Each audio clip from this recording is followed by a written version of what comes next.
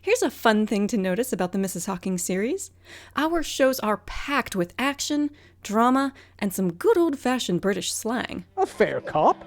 The series falls under the genre of Neo-Victorian fiction, which is basically a story set in the Victorian era written by a modern author.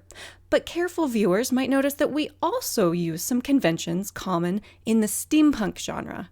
Steampunk typically refers to speculative fiction set in an imaginary version of the Victorian era, with people using steam-powered or more modern technology than what actually existed at the time.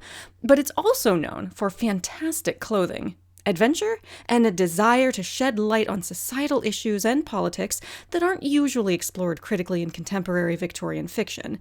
Issues like colonialism, gender roles, and mental health practices.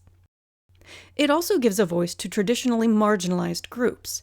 For example, fiction about Jack the Ripper hit bookshelves before the killing spree was even over, but these stories typically center around the killer's identity, relegating his victims to mere footnotes, and often depicting these real women inaccurately. But in our series, the show Fallen Women focuses on the Ripper's victims, repeating their names and giving them a voice. They had names, you know. Polly Nichols, Annie Chapman, Elizabeth Stride, Catherine Eddowes. Don't forget. So while the Mrs. Hawking series is Neo-Victorian, keep an eye out for steampunk elements. Each show has adventure, culturally and politically relevant themes, and of course, very dapper clothing.